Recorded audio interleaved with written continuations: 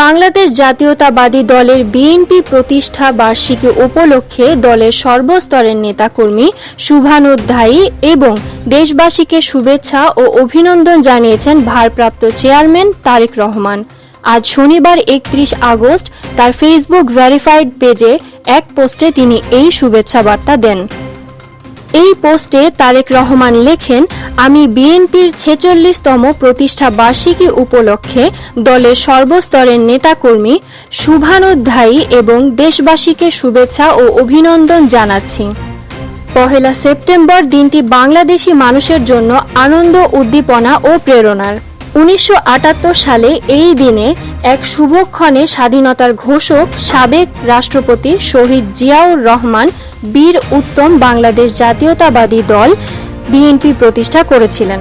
বাকশালী ব্যবস্থায় গণতন্ত্রকে হত্যা করা হয়েছিল শুধুমাত্র একচ্ছত্র ক্ষমতার অধিকারী হওয়ার জন্য।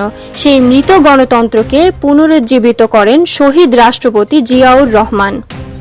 বাংলাদেশে বহুমাত্রিক গণতন্ত্রের আবারও পথ চলা শুরু হয় শহীদ জিয়ার সৃষ্টি বিএনপি বিগত ৪৬ বছরে কয়েকবার সবার অংশগ্রহণমূলক সুষ্ঠু নির্বাচনে রাষ্ট্র ক্ষমতায় আসীন হয়ে দেশ ও জনগণের সমৃদ্ধি ও কল্যাণে কাজ করে গেছে।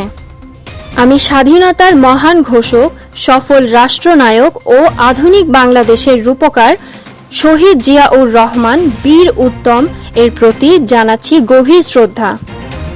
মাহাজুবা তুলি, ডিএনএন।